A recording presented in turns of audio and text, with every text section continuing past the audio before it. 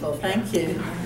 I walked in and I saw my book, Faith, on the back table there where they're selling books. And that, of course, is the book where I talked about my difficult childhood and coming to meditation and things meditation had done for me and that I've seen do for so many others. And so it was beautiful to have that kind of,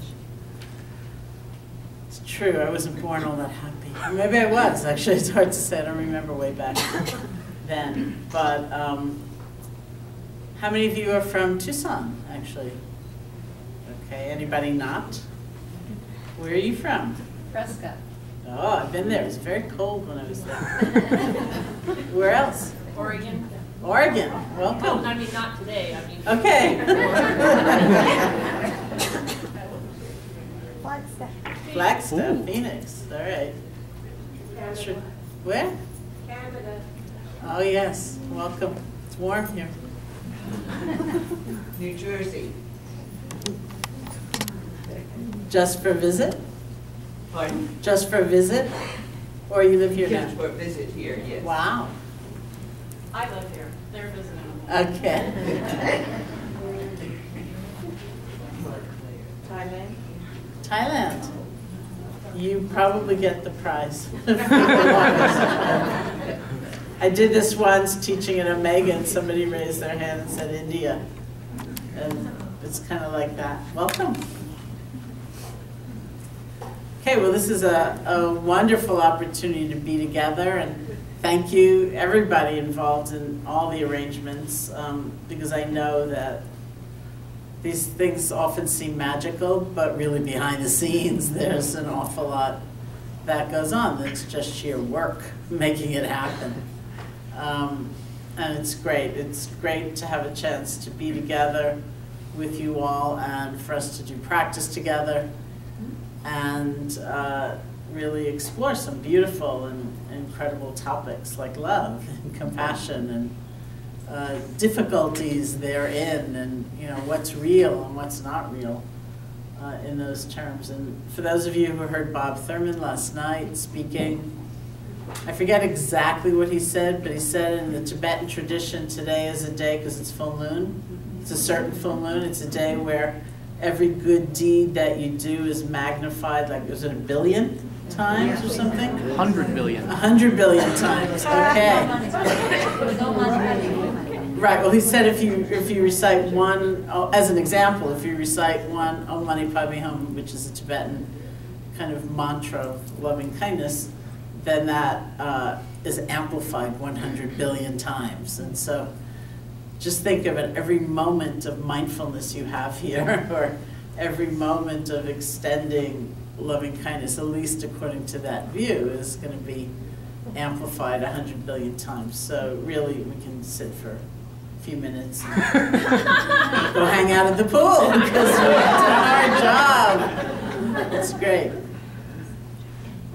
So in terms of practice, we'll have times of sitting, we'll have times of either walking meditation or doing some activity, whether it's drinking a cup of tea or whatever you might do, with as much mindfulness and loving kindness as we can cultivate. So the original meaning of what we call meditation in the Pali language, the language of the original Buddhist text, the word is bhavana, B-H-A-V-A-N-A, bhavana, and it means cultivation.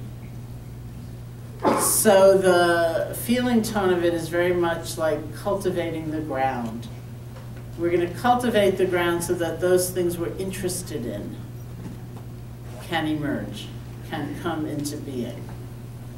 Insight, love, wisdom, connection, whatever it might be.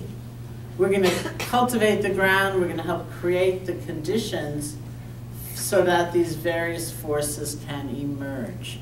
And this is sort of a different tone than what might be our more normally conditioned kind of grabby mentality.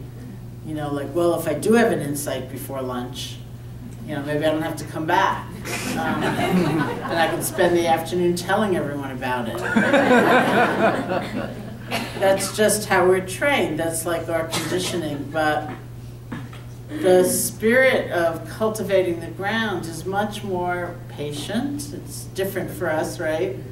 And it's just creating the conditions. So I think of that often. I think of my friend Joseph Goldstein, one of my great colleagues, who describes, I think he was about 9 years old and he was growing his first and I believe his only garden.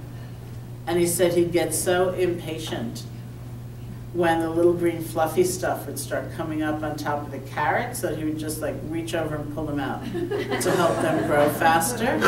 So we didn't have that much of a harvest. Right, and that I believe is why it was his only garden.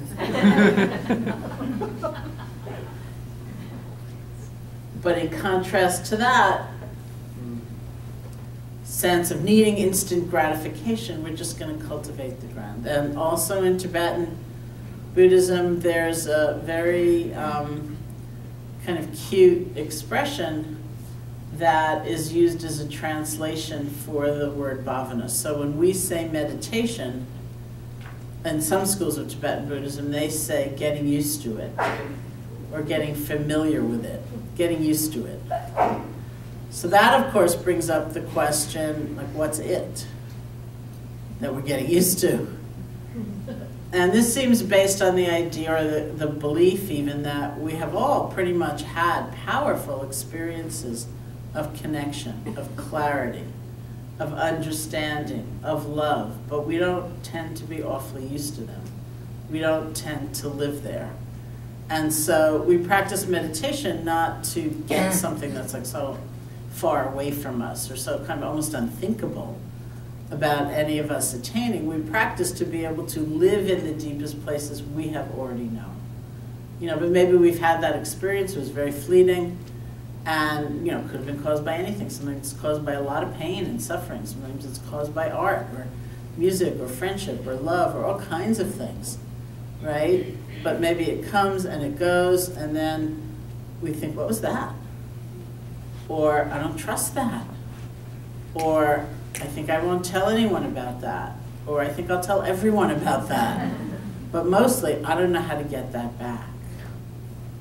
Right? So it is a path. It's a path of cultivation to be able to abide in the deepest places we've already known, to make a home there. And that's the whole point, is where do we find our sense of home in the context of an inner home, right? And so this is what we're going to do today. We're going to experiment, we're going to explore different styles, different methods. Some of you probably have not meditated before. Is that true? Anybody? Yeah, good. Yeah, good. And you know, we'll lay out kind of foundational practices of all kinds that will be good to experience. The hardest thing I've found of all about meditation practice is that it's not really something that works by thinking about it. You know, that's hard. Like, that sounds like a good idea. Or I also saw, do you have Real Happiness back there? Or I saw, yeah. I saw it at least last night, and I'm always amused because that, when I was on tour a few years ago, for that book, many, many times people would come up to me and say, could you sign this book? I'm buying it for my cousin. I could never do this. But it'll help them a lot. And I was always happy, you know, for the cousin, but like, what is that I could never do it thing? Right? Or even worse, I tried it once and I failed at it. So I'm not going to try it again. It's a very common kind of sentiment. And so I think it's very important to understand what we're aiming for, because what usually follows, spoken or unspoken, from I tried that once, I failed at it, is what we think should have happened. Right? I should have stopped my thinking. I should have had a totally blank mind. I should have had only beautiful thoughts. I should have had no restlessness, no sleepiness. Whereas the reality is that none of those indicate like bad meditation. None of those indicate failure, because the entire nature of the transformation of the meditative process is not what's happening, it's how we're relating to what's happening. Okay, so it's not what is happening, it's how we're relating to what is happening. How much awareness, how much balance, how much connection, how much kindness are we bringing to bear on all of these different experiences, the pleasant, the beautiful, the unpleasant, the challenging, and everything in between. So that's another reason why we can have, it's its own special kind of fun here today, because we're also working with relinquishing some of the absolutism of the judging mind.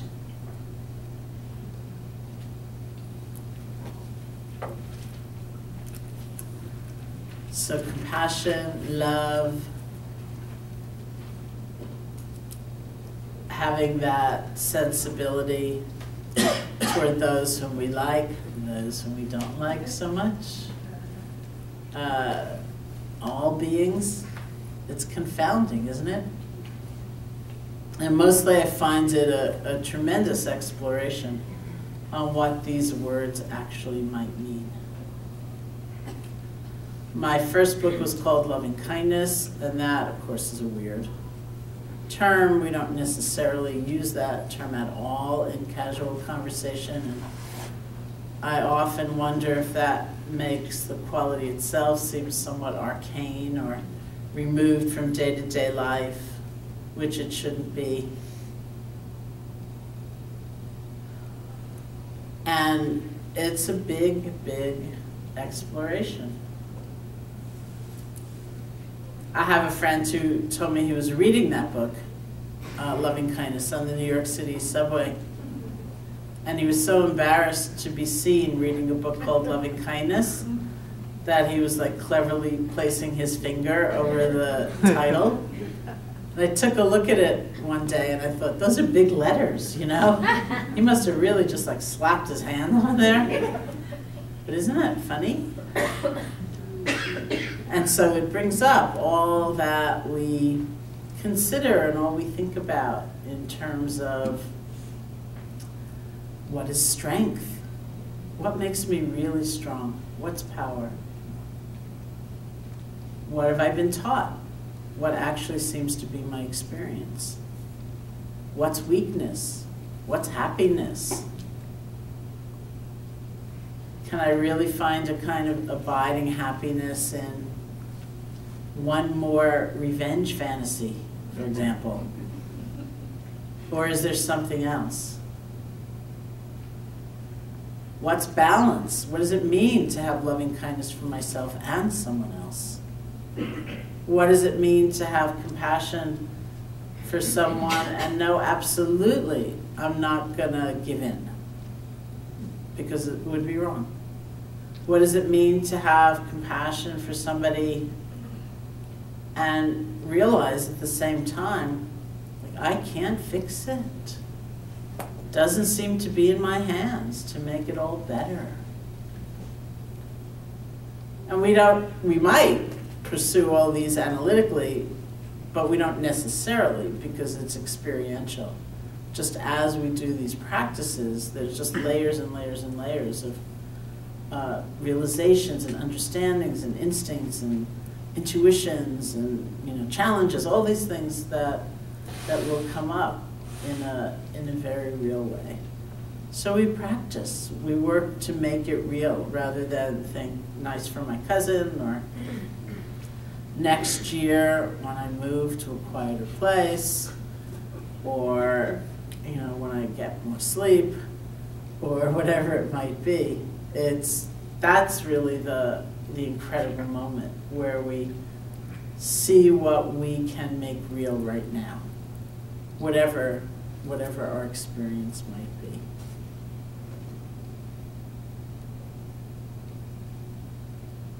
So why don't we just stretch for a moment. and then we'll do a sitting, then I'd love to hear from all of you. We have the confounding experience of that mic being wired and this mic being wireless, so I'm going to have to pass this. We're going to have to pass this one around for questions or comments, and then somehow I'll use that.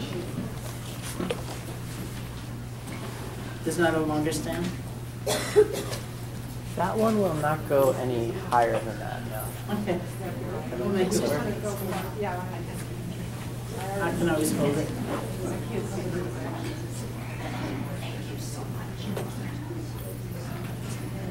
I like this carpet.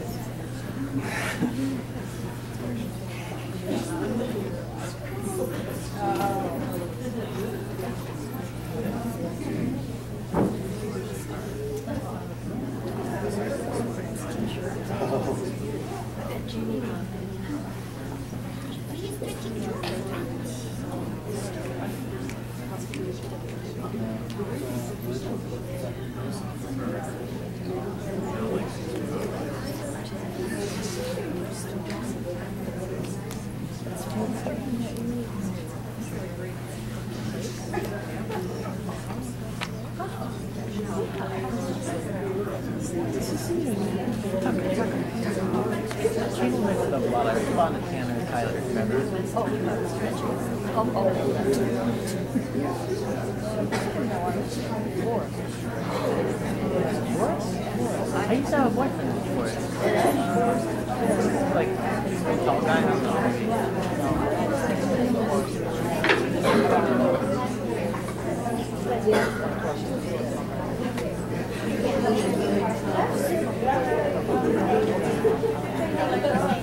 That would be escaping.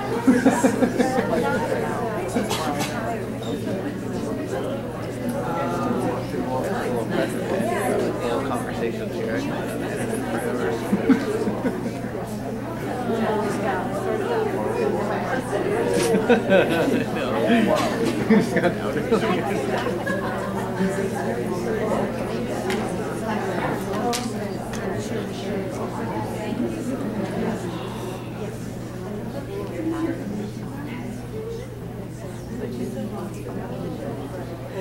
Yeah, opens her eyes.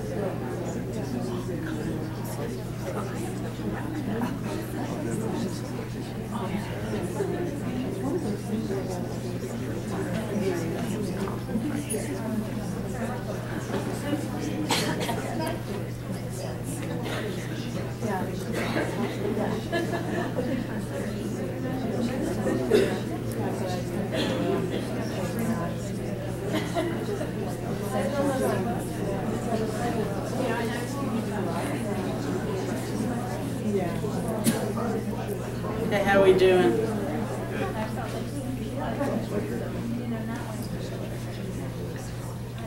So lots of ways of categorizing meditation practices, and really a lot of styles and methods. So this is currently my favorite way of categorizing them.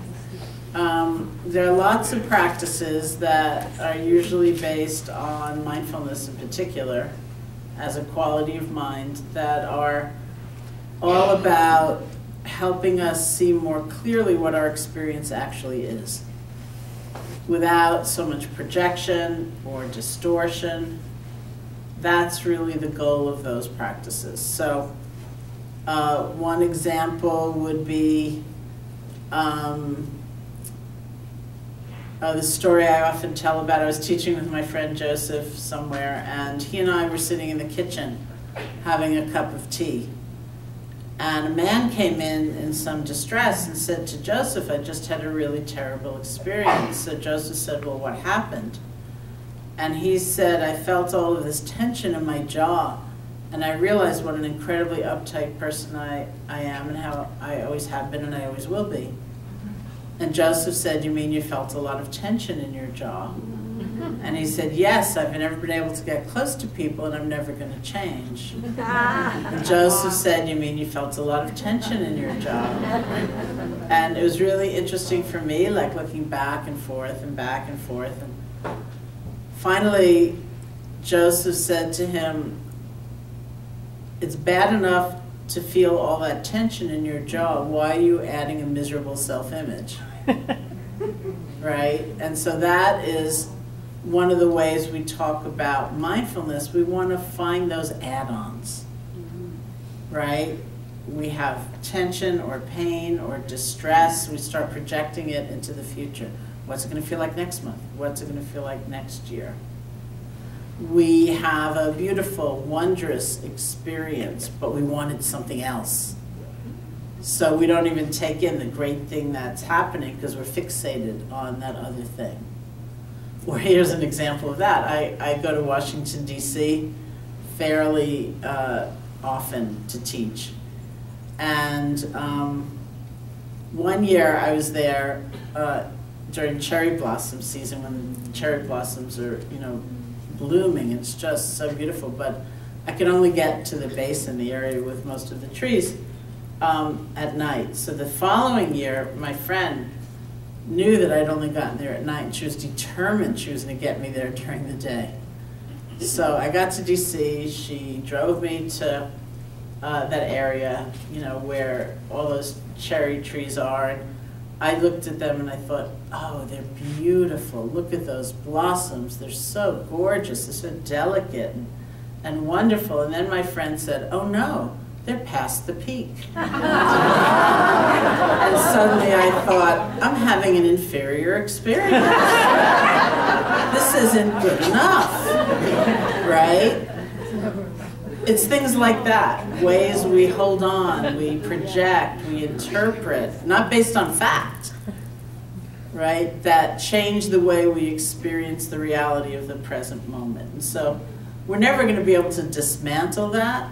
We just want to see it and realize, okay, I don't want that to get in the way right now. That's mindfulness. Okay, so that whole array of practices is based on that. There are other practices which we'll talk about more later in the day, which are, as I said the other night, I really call them the stretch, or yesterday morning I think it was, where we realize, okay, I'm used to paying attention in a certain way, from a certain angle. I'm going to see what it's like to pay attention from a different angle. Not an untrue angle, just different. Okay, but we're going to begin with that whole style of practice that is based on mindfulness, and that is based on developing some concentration to begin with. Because it's very hard to see, let's say, an experience, a knee pain, and then see the thought, I wonder what it's going to feel like a month from now, without having some concentration, some stability of awareness, some stability of attention. It doesn't have to be a huge amount, but some. Because then we can see the thought, not after we've moved to another climate, but as it's arising, something like that.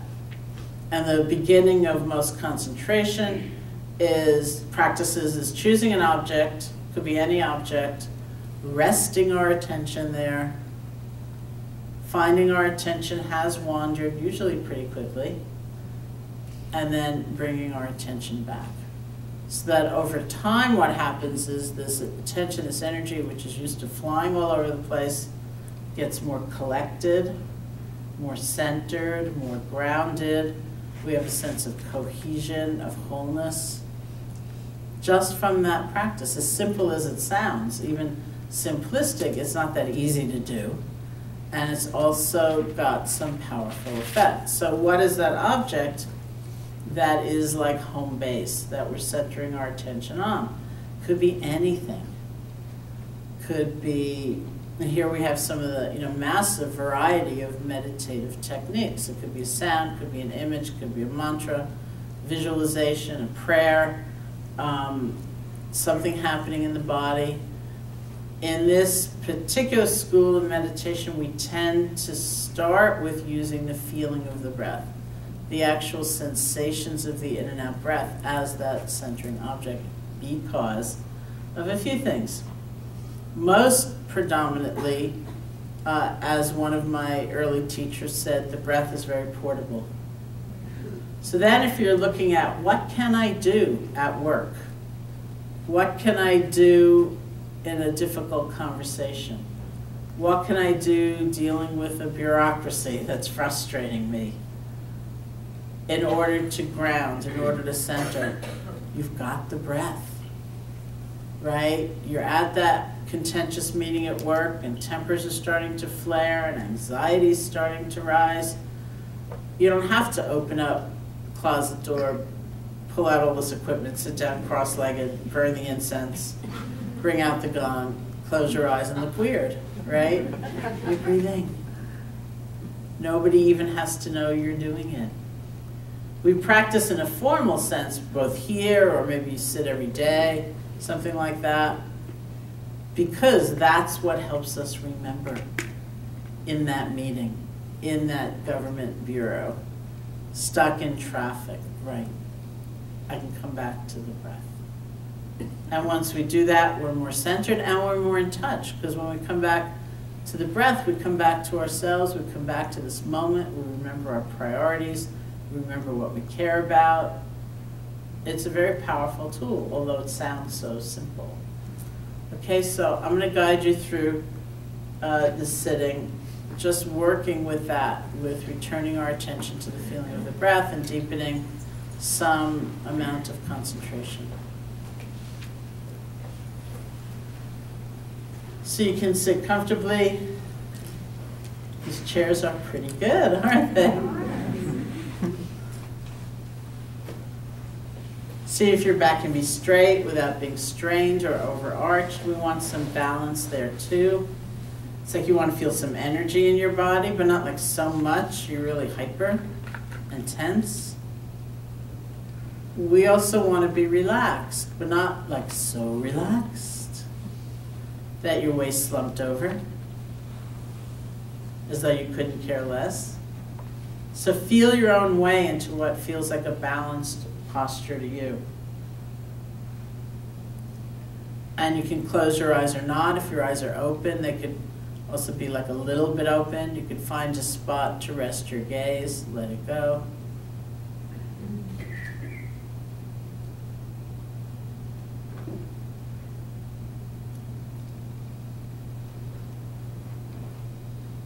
Commonly we start by listening to sound. It's a way of relaxing deep inside, allowing our experience to come and go.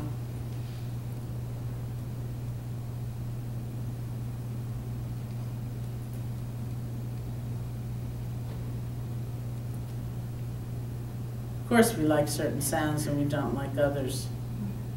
But we don't have to chase after them, to hold on or push away. Just let them come, let them go.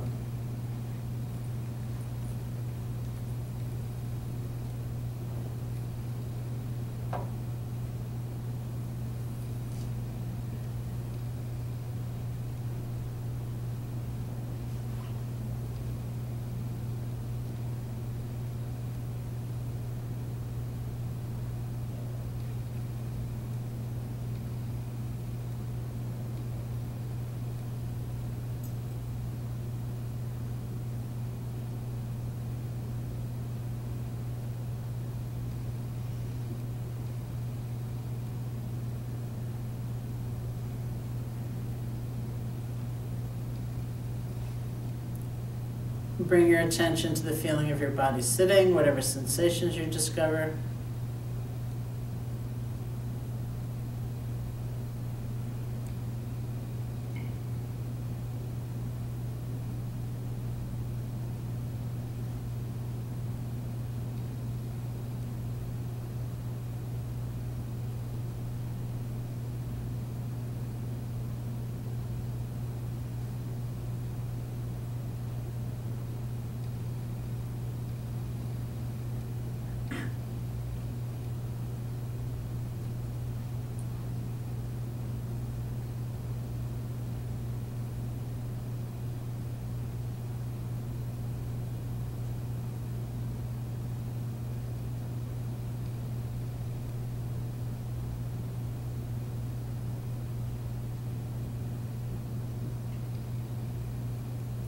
Bring your attention to your hands. See if you can make the shift from the more conceptual level to the world of direct sensation. Picking up pulsing, throbbing, pressure, whatever it might be.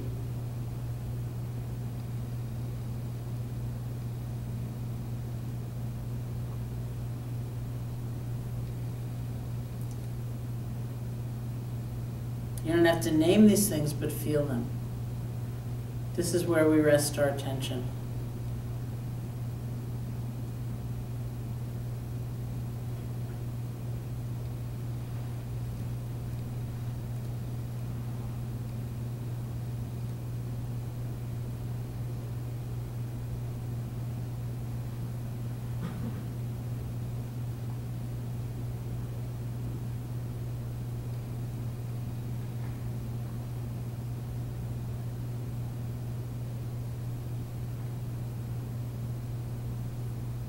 Now bring your attention to the feeling of your breath. In this system, it's just the normal, natural breath. See if there's a place where you feel it most distinctly, most strongly. Maybe it's at the nostrils, or the chest, or the abdomen.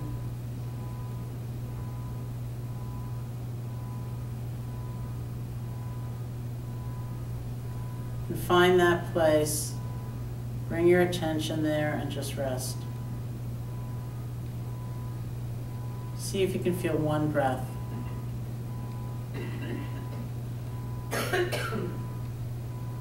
Without concern for what's already gone by, without leaning forward for even the very next breath. Just this one.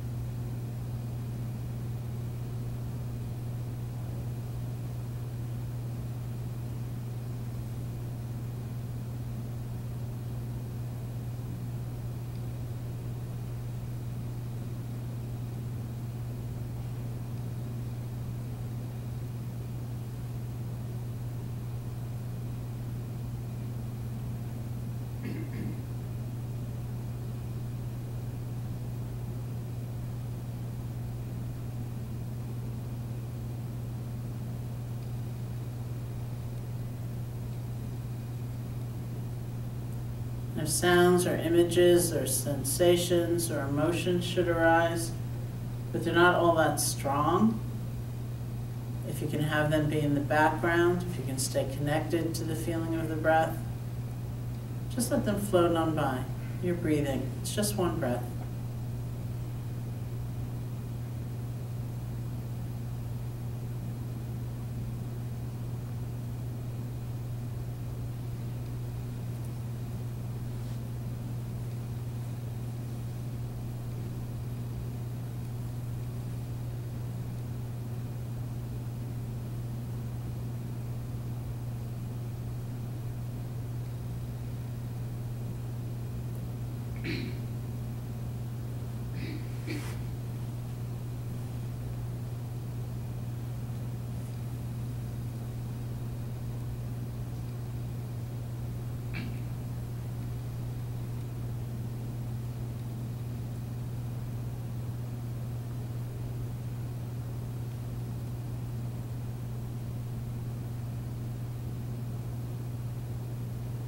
If something comes up, it's really strong, spins you away, you get lost in thought, lost in fantasy, or you fall asleep, don't worry about it. You say the most important moment in the whole process is the moment after you've been gone. When you realize that, you recognize that, you can gently let go of whatever the distraction has been, and simply return your attention to the feeling of the breath. No judgment, no rancor, you don't have to feel like a failure. That's actually success, to gently let go and start over. Just shepherd your attention back to the feeling of the breath. And if you have to do that about 2 billion times in the next few minutes, that's totally fine.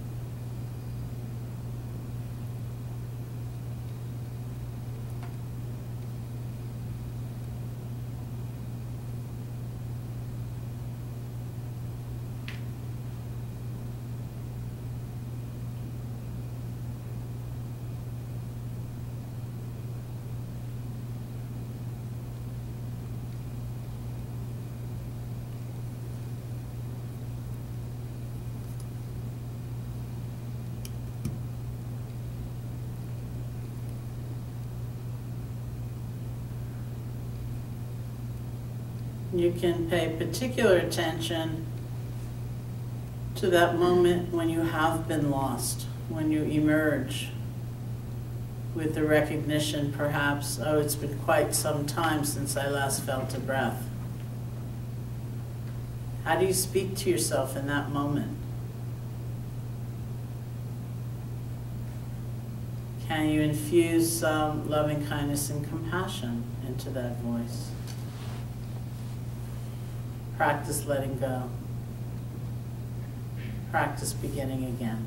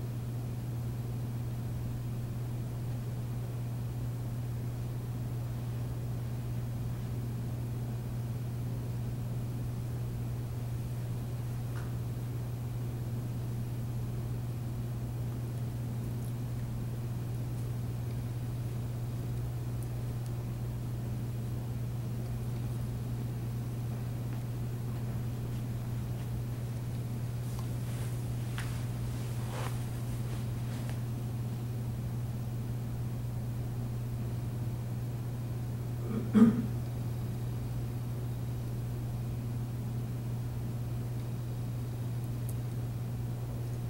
when you feel ready, you can open your eyes.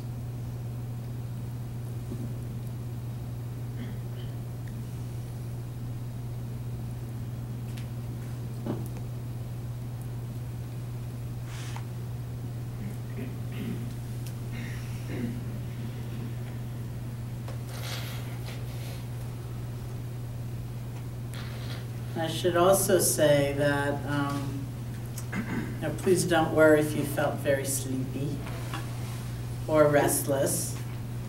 Often, like right at the beginning of an experience like this, a workshop, a retreat, we're really in the throes of making that adjustment to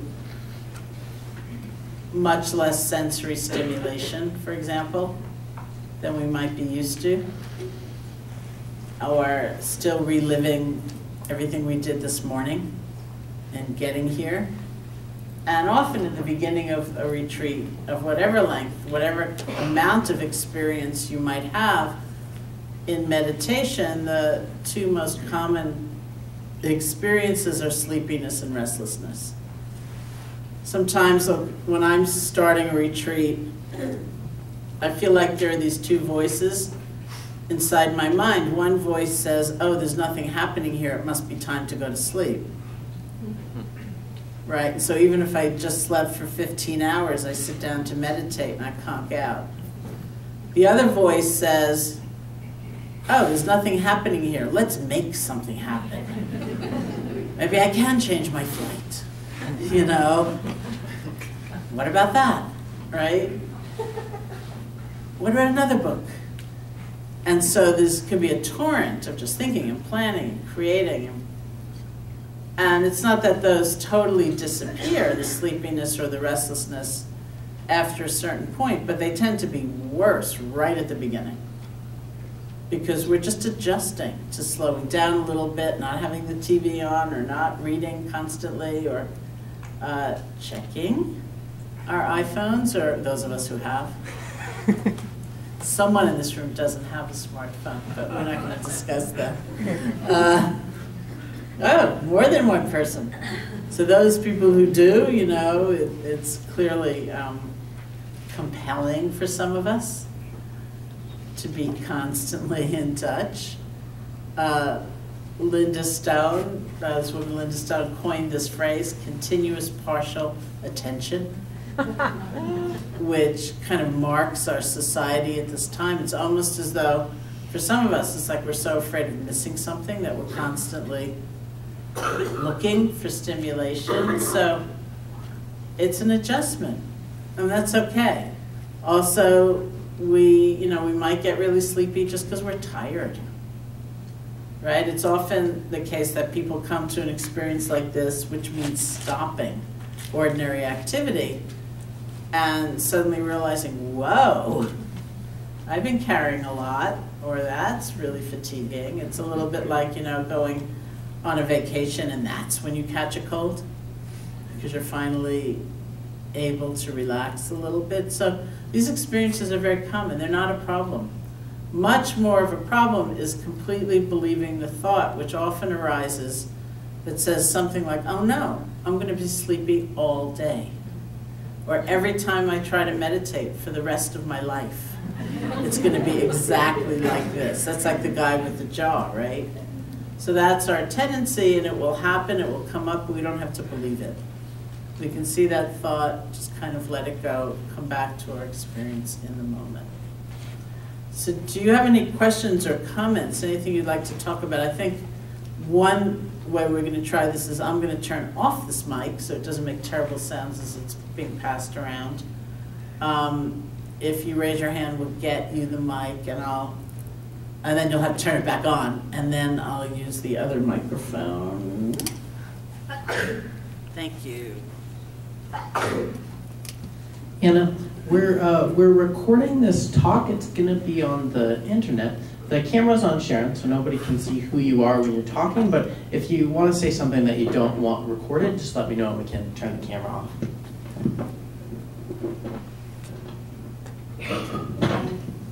was wondering, I have animals, and if I sit quietly, and then if my dog is quiet, can she sit on the same couch? Or what's the rule on that? Because I know a lot of other people are having dogs. Do I need to repeat the question for the recording?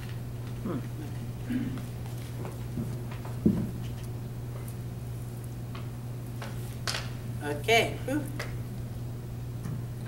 How's that? Okay. If your dog wants to meditate with you, I think that's fabulous. We have a meditating dog here.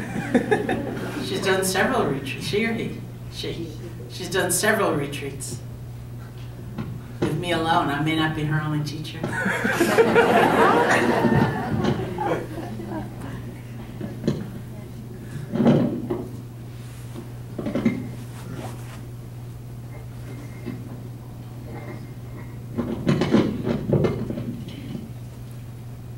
There was another dog there yesterday morning, but I don't know anything about that dog. In a stroller. In a stroller. The dog had a stroller. Yeah.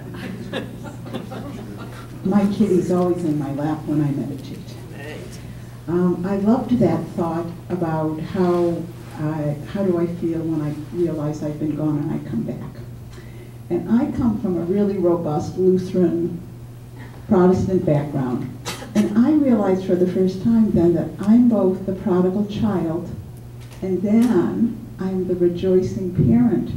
So thank you for putting it that way so I could connect that way. That's beautiful. Thank you.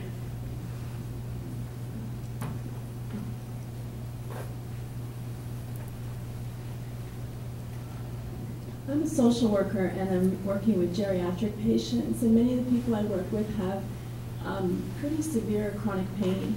And so when I try and teach them calming and breathing techniques, they're so oriented toward the pain that sometimes I don't know how to get them in a more grounded, better place when they quiet themselves. And I was just wondering if you could speak to that. Sure. The comment was about working with a lot of seniors who have very severe chronic pain, and using something like the breath to try to ground and quiet doesn't really work because they're so oriented to the pain. So what might be another way? There are a lot of things to try. One is loving kindness meditation, which we'll do, which in a way it's one of those second kind of practices that I talked about, where we're consciously moving our attention from what we're accustomed to being with to other ways of seeing. I mean, usually it's described as, for example, if we're used to considering ourselves maybe at the end of the day and how, almost as though to evaluate, like, how did I do today? And if we're pretty well only used to reflecting on what we did wrong and what we could have done better, we stretch to consciously try to include what's right, what's good, what did I do well, or what's my potential for change, something like that. So loving kindness meditation sort of falls into that category of stretching mentally, psychologically, although stretching physically is good too. And so some kind of practice like that, which doesn't deny the pain, which is very real, but actually allows and inspires our attention to move to something positive, something good, either wishing ourselves well, wishing someone else well, what we have to be grateful for, or what's right, rather than only what's wrong. And then certainly there's a whole array of practices of working with pain, even very severe pain, directly. And if you can't get that kind of sense of refuge through the breath, maybe you get it through listening to sound, or feeling your whole body, and then looking at the pain directly, not for long, for some very finite period, but it's a little like that guy with the tension in his jaw. What am I adding on to this experience that is perhaps making it worse? Because that's very revealing. And then in terms of mindfulness of anything, we try to look more deeply into it. You know, what is it that we're calling pain? Really, it's moments of pressure, burning, stretching, piercing, whatever it is. And we almost paint a word picture of the pain. And within that, we see, oh, look at that, it's not just one thing. It's a compound, it's many things. And look at that, within that, there's change. It's not the solid, congealed, unchanging, inflexible block. Within it, it's actually moving and shifting and changing in intensity, in style of sensation. And I've had people, you know, very severe chronic pain conditions. Like this one friend of mine said to me, employing that technique, she said, I found the space within the pain. You know, so I would never want to imply this is easy. This is not easy. It's very hard, often. But between those two approaches, I think there actually can be a changed relationship sometimes, and that's a big relief.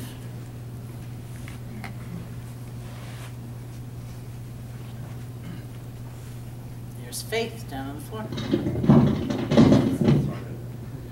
Hi. I was wondering about, I do like a Skype sign house. One of my best friends in New York and Berkeley every morning. It's kind of weird. We all get online and we don't say anything for 30 minutes, which is weird. But I find when I do that, I do it. But my problem is when we don't do that, I don't have a group of people telling me, my mind will make up all kinds of stupid reasons not to meditate that day. You know, I find I'm self-loaded in the morning, have meditated. Oh, I can't meditate, it's already past 10. Stupid things like that.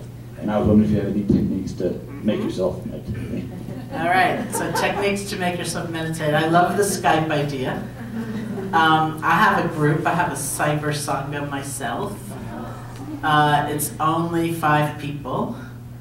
And the way it works is, and I invite any of you to start your own group in this way. The way it works is, one of my friends said once that if he wakes up in the morning and he turns left, he's at his meditation cushion. If he turns right, he's at his computer. So we started a support group. And we said, it doesn't have to be in the morning, like any time of the day when you've done your meditation practice, whatever you have committed to yourself, you send an email to the other 4. And the subject line is always turned left. And then if you want, you throw in a weather report, or this is my experience, or, you know, turned left on Amtrak, going to whatever you want to say, if you want to say anything else. But the important thing is the subject line, you know. And I think as a support, it's just symbolic, you know, of like you and your friends, you know. It's a way of having the support and even a sense of accountability. And like any group activity, any community, it brings up everything. And you get a chance, hopefully with good humor, to look at all the stuff running through your mind. Like I've had a daily practice for 40 years. So I haven't missed a day of writing in and saying turned left. And for a long, long, long time, I was always the first one to write. And I would think, oh, they're going to think I'm showing off. They're going to think I'm just a goody-goody, you know, oh no. And of course, if you're the last one, then you think, oh no, like everyone else is checked in. I think it's that. You know, so if you can have fun with that, then it's good. So some kind of supportive network often helps. And I think it's really a question of resolve. It needs to be reasonable. Like my friend Joseph, who seems to be here with us, maybe I'll bring him next time, literally. He said he once took a resolve to not go to sleep at night until he at least gotten into the sitting posture. So that's like a 2.5 commitment. And he said sometimes it was just that. He'd gone through the whole day, hadn't gone to it, or he forgot, or put it off, and he was just about to go to sleep, and he thought, oh, didn't do it, and he'd sit down, right? And that was enough. But the reality is that that's the hardest part, right? Is getting yourself to start. Because once you're sitting there, it's like, okay, I can sit another few minutes. So just some kind of commitment that's reasonable, that's not going to be, horrendous to fulfill, and then you do it. And also, I'm very supported by structure. Don't make a lifetime commitment. I'm going to try this every day for a month. And then at the end of the month, you can decide if you want to pursue it, or 3 months, whatever seems right to you, more than a day. Because if you can do that, then you also can work around one of the other big problems that people have, and there's so many. I'm sure we'll talk about this a lot today. Another big problem people have, and I certainly had myself in terms of practice, is that I was very, very judgmental. Like when I lived in India, for example, in the very early 70s, I wasn't always on intensive retreat or any retreat at all. Sometimes I was just having a life, and admittedly it was an extremely simple life. Nobody had a job, nobody was raising a family at that point. You had no responsibilities. I mean, every once in a while you'd have to mail a letter, which took a long time, but we were incredibly free in a lot of ways, and still I had a hard time having a daily sitting practice. And I realized now, or I realized looking back after some time, that a lot of that was because I was constantly judging my experience. So if I sat down and it felt great, I felt serene, I felt peaceful, I think, wonderful. I'm going to spend the entire rest of my life in India feeling exactly like this. And if I was restless or bored or had a headache or, something was displeasing to me, I'd get up. And I'd think, doesn't work, or only works on retreat, or I can't do it, I'm the one who can't do it. And I finally disclosed some of that to one of my teachers, this man named Manindra, and he looked at me and he said, for you, I have just one piece of advice, and that is just put your body there. Just put your body there every day. And it doesn't have to be sitting, it could be walking, it could be lying down, so the form is not that important, but it's that period of dedicated awareness that's what's important. He said, put your body there. Some days it'll feel one way, other days it'll feel another way, it doesn't matter. Just put your body there. And that's also why the commitment needs to be reasonable. It's not actually probably going to work